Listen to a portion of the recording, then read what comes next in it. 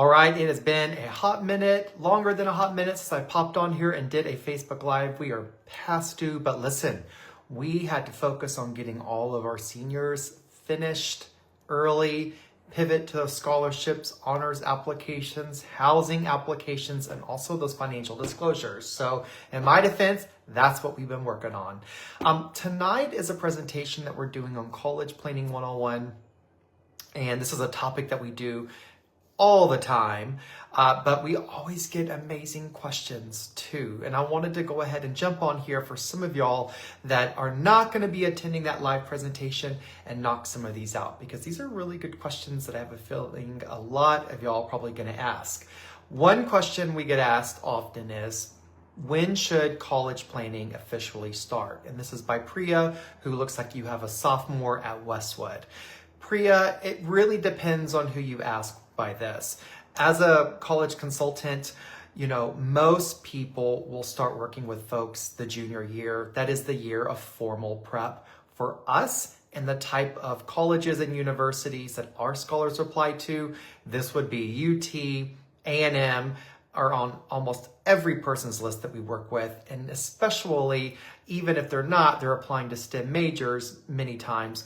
We start working rising freshmen when they're registering for high school, because most of the colleges that our scholars are applying to, like the University of Texas, they have what's called a holistic review. So the clock really starts ticking that freshman year. Everything that your freshman does will be part of that evaluation process. So we like to go ahead and dive deep into things. The junior year of formal prep, but we start doing introductory strategy sessions the freshman year. What do colleges look at first? This is someone that has a student, looks like you have a junior at Westlake. The most important thing that colleges are going to look at first is going to be that GPA. That is going to set the tone for how the rest of the application is going to be reviewed. But behind that GPA, it's going to be the rigor of those classes. And then, of course, the class rank too. How do you compare within the context of the other peers that you're graduating school with?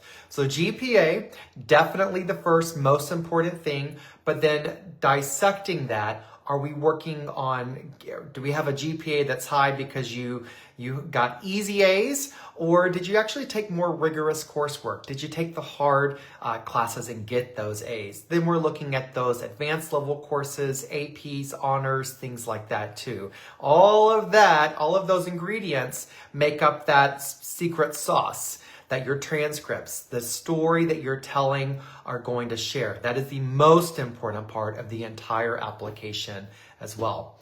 This one over here is from Anna, and Anna's asking about AP courses. Are AP and dual credit courses the same? No.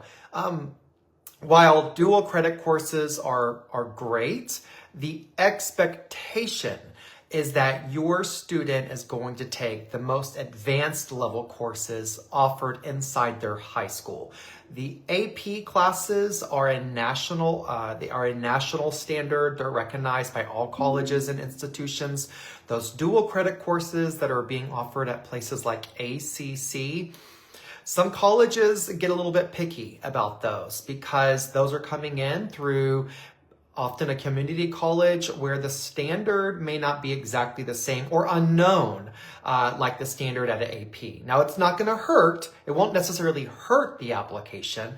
But if your student, excuse me, Anna, if your student is taking a dual credit course at a community college, particularly if it is a core class, make sure that you're replacing that core class with another core subject. So you want to double up that next year. If you're, for example, instead of taking a push that junior year, you're doing U.S. history as during the summer going into the junior year, you're doing dual credit like at ACC. Well, then the junior year, you'll have a spot for that social studies, and we want to consider doubling up in another core class. You don't want to drop a core class and not replace it with anything. And electives don't necessarily count. So great question. Shobha is asking about the SAT and should students take the SAT and ACT? Love this question. This gets into Shoba time management. And the answer is no. You don't want to sit for the official SAT and ACT. What you want to do is take a practice test of each, get a benchmark, understand the nuances between these two exams, find out which of these tests really played to your teenager's strength, and then focus on goal setting, the plan, what's a great score for your teenager, what's a great score for the colleges that they're applying to, and then you want to time the test. Most juniors will take this exam for the first time in the spring of the junior year, but we've seen a lot of folks that kind of spend 40, 50 hours doing test prep on a single exam that may not even be playing to their strength. And then many times they sit for that test early. Listen, teenagers don't have a lot of time in high school, and timing is everything. So rather than spending 40, 50 plus hours of test prep super early, better spend that time getting good grades in the classroom and participating in some type of leadership activity, community project, things of that. So the timing is going to matter, the type of test your teenager will matter, but from the university's perspective, they are test agnostic. They don't care what test your teenager submits. They just want to see good, solid scores. Okay, this next question is actually from Heather. And Heather, you're asking about community service and how important is leadership, community service. It's not a matter of the amount of time that you spent in doing community service, Heather. What colleges and universities are looking at from a perspective is, how did your teen make an impact in the community? What was the purpose of that community service? It is true that the currency is time in admission. So yes, time does play a role in this, but it's not a matter of just checking the box on the resume that your teenager actually did something in the community. It's, what did they do? Was there meaning behind it? What was the impact that they had in that? That type of thing. Now, it's not required to do community service, but I will tell you that colleges really want to see that there are change makers that'll be entering their campus. And so community service can take on so many forms, so many, different types of opportunities. I tell you what, Heather, if you reach out to me, send me a message, DM me, I'll send you a list of my 5 favorite community service activities local in Austin. I hope you're in Austin. But if you're in Austin, Heather, send me a message. You can email me, and I've got 5 community service activities that your teenager will definitely want to consider. Just pick one. You don't have to do all 5. That would be a lot. Okay, and then I'm going to wrap it up with this next question. This looks like this is coming in from Sangita. You've got a junior at Bowie. What about UT Austin and Texas A&M? How competitive are they? Great question. Over the years, these colleges have been growing in popularity and the level of competitiveness. I'll tell you, UT last year received over 90,000 applications. Texas A&M received about 75,000 applications. And word on the street is that A&M is expecting a 10% increase in application totals for the class of 2026. So for all of y'all out there that like to do math in your head, 85,000 applications is the expectation.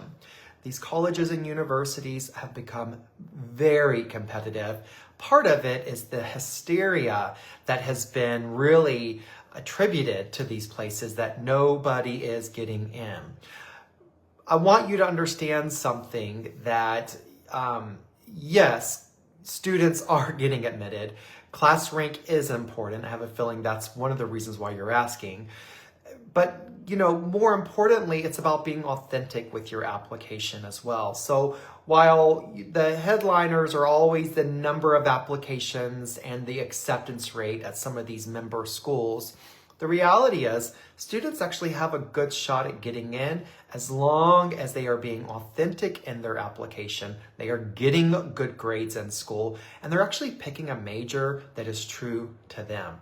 think a lot of teenagers out there are signing up for majors they don't know nothing about. And there tends to be a short list of majors that everybody is applying to these days, like computer science, business, something related to engineering, computers, medicine, biology, chemistry. There's like a short list of favorite majors. These tend to be the most competitive majors at a lot of colleges and universities.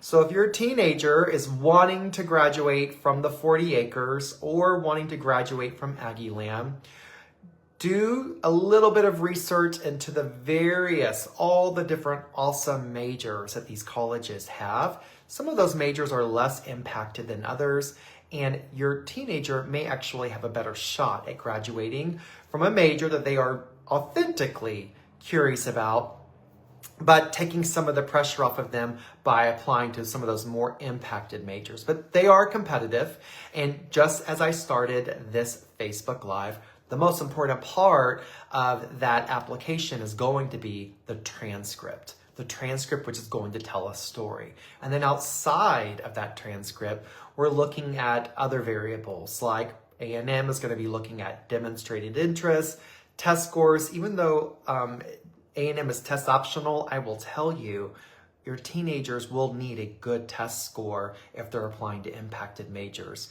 Good test scores are always a good idea.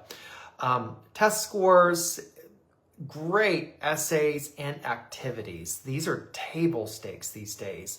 You want to make sure that your teenager has something to reference in that application that can back up with evidence that intellectual curiosity, something they can point to that says, I am sincere with this major. Look at how I spent my summer job shadowing around this field, or look at how I volunteered my time in this type of environment, or look at the research that I've done in high school.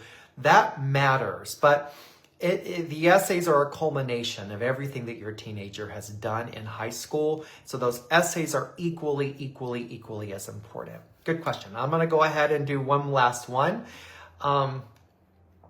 What should freshmen and sophomores focus on? You guys, these are questions that we are going to be answering tonight, by the way. I mean, we love the questions. They often come in when you are registering for one of our weekly events.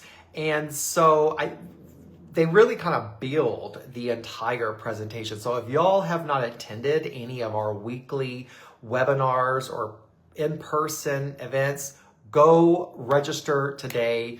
Ask your questions. Free advice, first of all. Who doesn't love that?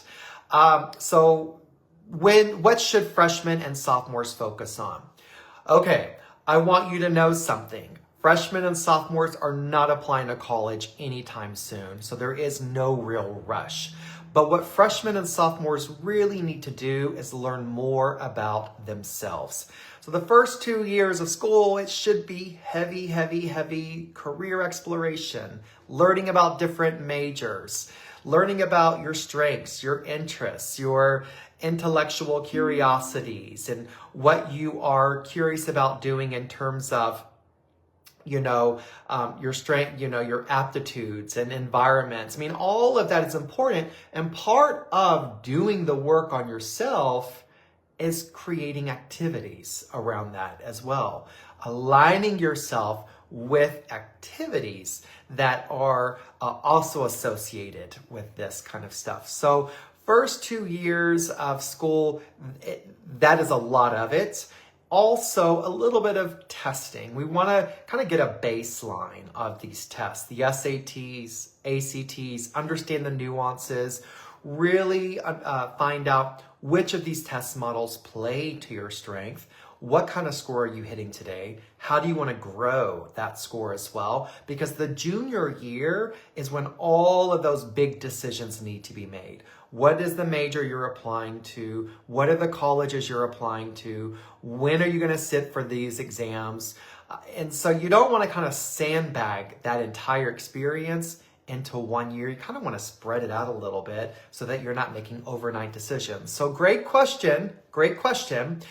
It's important that you do a little bit of work the freshman year, but when we talk about college planning, I think everybody's mind goes to default essays, and college list. And college planning is so much more than that. If you're working with us, moms and dads out there, the good news is you don't have to worry about any of this. You could just kind of outsource everything over to us. On that note, you can definitely schedule your 30-minute discovery call in which we will connect and go over our pricing, our packages, and our fees. I hope this was helpful. If you did like it, share it with your Facebook group.